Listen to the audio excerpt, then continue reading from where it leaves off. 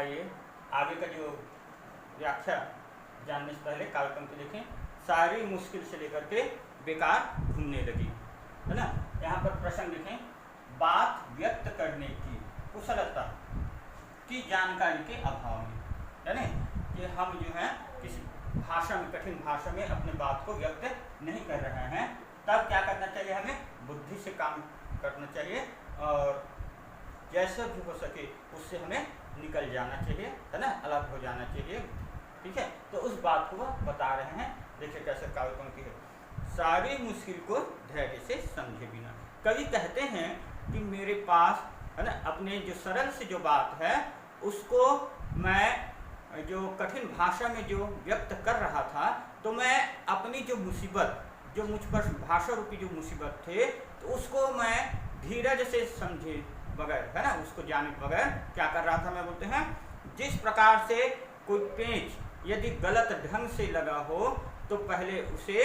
है ना, ढीला कर लेना चाहिए। ढीला करने के बाद फिर उसे, है ना, कसने की ओर कार्य करना चाहिए। लेकिन मैं क्या कर रहा था, बोलते हैं वह जो पेंच जिसे निकालने की दिशा में मुझे घुमाना चाहिए था, मैं उसे कसता जा रहा था, अर्थात निकालने की दिशा के विपरीत उसको घुमा रहा था, उसको कस रहा था, है ना। इसी बात को उन्होंने बोला, मैं पेंच खोलने के बजाय उसे बेतरह कसता जा रहा। बेतरह मतलब क्या है, गलत ढंग से, है ना, जिस तरह से मुझे उसे कार्य करना था मैं उसके विपरीत कार्य कर रहा था, इस बात को बताया है। आगे पंक्ति है, क्योंकि इस कर्तव्य पर मुझे साफ सुनाई दे रही थी तमाशबीनों की शाबाशी और वाह वाह, है ना। तो अपने पेच को जो कसने का जो कार्य कर रहा था या अपने बातों में जो वह उलझ रहा था, इसके पीछे कारण कवि यह बताते हैं कि मैं जो अपने जो भाषा रूपी, है ना, कठिन भाषा में जो कार्य कर रहा था, अपने बातों को बताने का कार्य कर रहा था, इस बात को सुन करके जो श्रोतागण जो थे, है ना, जो मेरे बातों को समझ नहीं पा रहे थे, वे लोग बिना जाने समझे, बिना सोचे समझे ही मेरे बातों का वह तमाशा के रूप में, है ना, वो मेरा मनोरंजन लेकर के, ठीक है, वह मुझे प्रोत्साहित कर रहे थे, मुझे कठिन भाषा में अपनी बात को व्यक्त करने के लिए, और इन्हीं के कारण से मैं भी अपनी बातों को कठिन भाषा में व्यक्त करने लगा। फिर से देखो उसे क्या बोला, क्योंकि इस कर्तव्य पर मुझे साफ सुनाई दे रही थी तमाशबीनों की शाबाशी और वाह वाह। तो मुख्य कारण जो थे, है ना, इनके बातों में फंसने का, वह श्रोतागण थे, जिसके कारण से वह प्रोत्साहित होकर के अपने बात को, है ना, बात से जो निकलना चाहिए था उससे वह निकलने के बजाय उसमें और फंसता जा रहा था, उलझन अपने आप में वह लाया जा रहा था। इसी बात को आखिरकार वही हुआ जिसका मुझे डर था, जोर जबरदस्ती से बात की चूड़ी मर गई। तो अंत में वही हुआ जिससे मैं डरता था।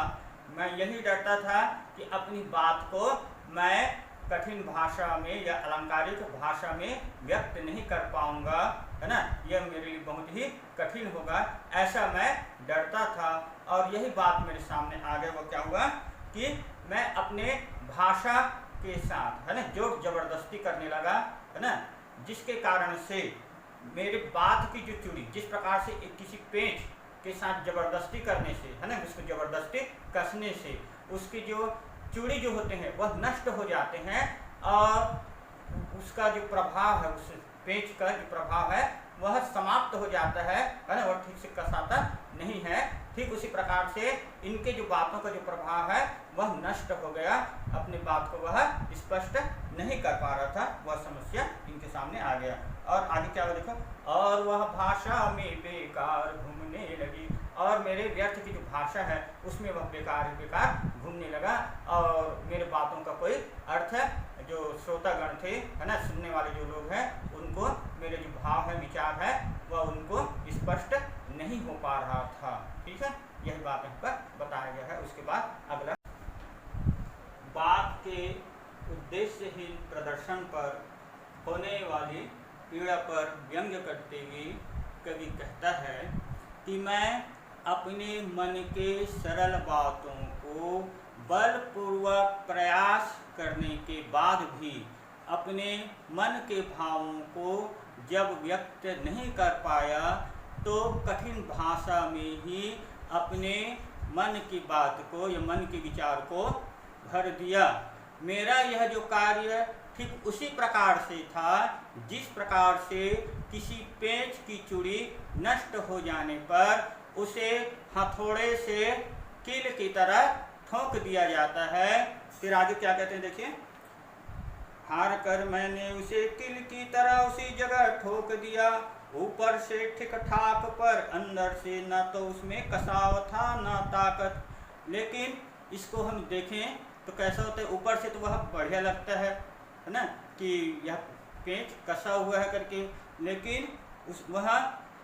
कविता की तरह तो जो मतलब हमारी जो बात है वो कविता की तरह तो ठीक ठाक लगता है, लेकिन वह लोगों को प्रभाव देने वाला नहीं होता है, वह अर्थहीन हो जाता है, भाषा में बेकार घूमने लगता है। ठीक उसी प्रकार से वह जो पेंच है वह अपने जगह पर दिखाई तो देता है बढ़िया सा, लेकिन उसमें कोई कसावट नहीं होता है, वह ढीला रहता है ना। ठीक उसी प्रकार से यह था, तो ऊपर से ठीक ठाक पर अंदर से न तो उसमें कसाव, उसमें कोई कसावट नहीं था। ठीक है,